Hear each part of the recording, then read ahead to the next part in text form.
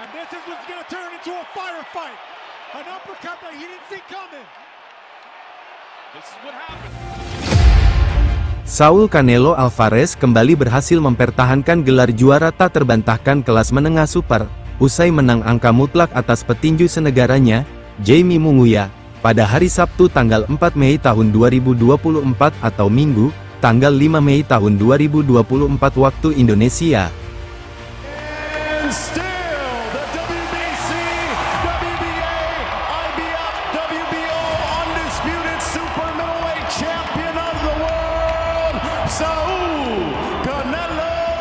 Dengan kemenangan ini, Canelo sukses mempertahankan gelar juara sejati kelas menengah super untuk keempat kalinya secara beruntun, usai menyatukan seluruh gelar kelas menengah super, pasca menaklukkan juara IBF kelas menengah super, Caleb Plant, lewat TKO di ronde ke-6 pada bulan November tahun 2021 silam.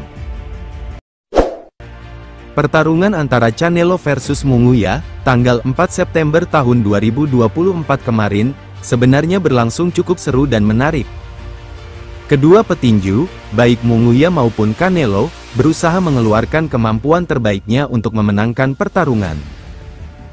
Munguia yang berusia 6 tahun lebih muda dari Canelo, berusaha tampil agresif dengan mengandalkan keunggulan stamina dan kecepatannya. Sayangnya, akurasi dan bobot pukulan Munguia kalah jauh dari Canelo. Alhasil, Canelo pun mampu mengungguli mantan penguasa gelar WBO kelas menengah ringan tersebut. Ia bahkan tumbang di akhir ronde keempat usai menerima pukulan uppercut keras Canelo.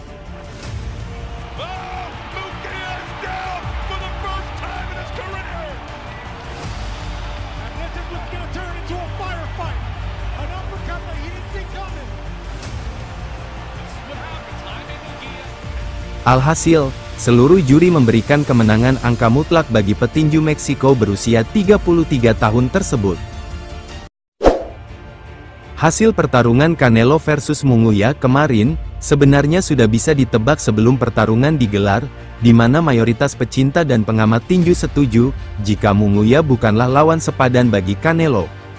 Hal ini karena, meskipun Munguia sudah mencatatkan 43 pertarungan tanpa kekalahan, dengan 34 kemenangan KO dan sudah bertarung di 3 kelas berbeda, namun Munguia belum menunjukkan performa impresif selama bertarung di kelas menengah ataupun kelas menengah super. Semasa bertarung di kelas menengah, Munguia hanya bertarung menghadapi petinju-petinju semenjana dan menghindari pertarungan menghadapi petinju-petinju hebat di kelas menengah seperti Gennady Golovkin, Demetrius Andrade, maupun Janibek Alimkhanuly. Alhasil, ia pun hanya mampu memenangkan gelar WBO Interkontinental selama lebih dari 2 tahun bertarung di kelas menengah. Selain itu, keputusannya untuk naik ke kelas menengah super, disinyalir sebagai bagian dari upaya Munguia, untuk menghindari pertarungan wajib menghadapi juara WBO kelas menengah, Janibek Alimkhanuly. Munguia sejatinya mampu menunjukkan penampilan impresif sejak naik ke kelas menengah super, di mana ia mampu meraih kemenangan sempurna dalam 2 pertarungannya di kelas menengah super, yakni menang angka mutlak atas Sergey Dereviakenko, pada tanggal 10 Juni tahun 2023, dan menang TKO di ronde ke-9 atas John Ryder, pada tanggal 27 Januari tahun 2024 lalu. Namun, 2 kemenangan Munguia ini dinilai belumlah cukup bagi dirinya untuk menaklukkan petinju sekelas Saul Canelo Alvarez. Terus mengapa Munguia nekat bertarung menghadapi Canelo? Alasannya tentu karena uang. Canelo harus diakui masih menjadi petinju termahal saat ini, sehingga bertarung menghadapi Canelo, sudah pasti akan mendapatkan pundi-pundi uang dalam jumlah besar. Hal inilah yang membuat mayoritas petinju yang bertarung di kelas welter hingga kelas menengah super, berusaha keras untuk bertarung menghadapi Canelo, tak peduli mereka berada di bawah level seorang Canelo. Inilah yang dilakukan oleh Gennady Golovkin dan Jermell Charlo, yang rela mempertaruhkan reputasi dan nama besar mereka di dunia tinju, demi mendapatkan uang besar dari hasil pertarungan mereka menghadapi Canelo. Hal yang sama diikuti oleh Jamie Munguia.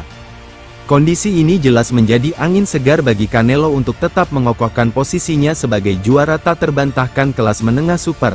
Apalagi seluruh badan tinju dunia memberikan kebebasan kepada Canelo untuk memilih sendiri lawan tarungnya dalam mempertahankan seluruh gelarnya. Kesempatan ini kemudian dimanfaatkan dengan baik oleh Canelo untuk menghindari pertarungan wajib menghadapi petinju kelas menengah super yang berpotensi bisa mengalahkan dirinya, seperti David Benavidez dan David Morrell Jr.